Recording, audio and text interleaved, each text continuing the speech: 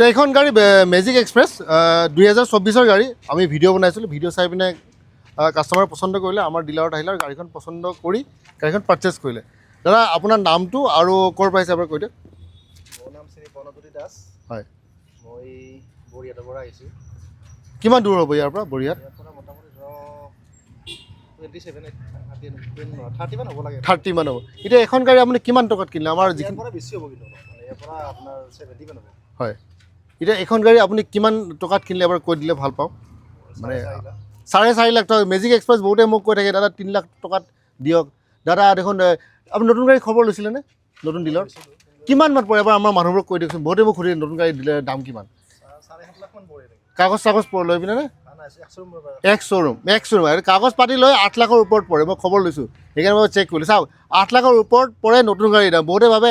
গুগলত দিছে 5 লাখ টকাটো পায় 5 লাখ টকাত নাপায় 5 লাখ টকা পালে তাকে নতুন গাড়ী ল'লে পুৰণা গাড়ী কিয় ল'লে এতিয়া আপুনি কেছত ল'লে নে ফাইনেন্সত ল'লে ফাইনেন্স ডাউন পে'মেণ্ট কিমান দিলে ফাইনেন্স কিমান হৈছে সেইটো এবাৰ কৈ দিয়ক 1.5 লাখ টকা দিছে আৰু বাকীখিনি আপোনাৰ ফাইনেন্স হৈছে কিস্তিটো আপোনাৰ ফাইনেন্স কোম্পানীয়ে কৈছে নে কৈছে কোন ফাইনেন্সৰ পৰা ল'লে শ্ৰীৰাম ফাইনেন্সৰ পৰা লৈছে মেজিক একচুৱেলি মেজিক 2-3টা ফাইনেন্স কোম্পানীয়ে কৰে তো বাকী আপোনাৰ কিস্তিটো আপুনি সময়মতে দি থাকিব সেইটো দিলে আপুনি নেক্সট গাড়ীখন আপুনি পাব ঠিক আছে বাকী সেই আৰু চিভিলটো আপুনি ভালকৈ ৰাখিব বেলেগ কথা একো নাই আপোনাৰ যাত্ৰা শুভ হওক আৰু গাড়ী 2-3খন লওক বিজনেছ কৰক বঢ়িয়াকৈ মেহনত কৰক থেংক ইউ ধন্যবাদ আকৌ আহিব লগ পাম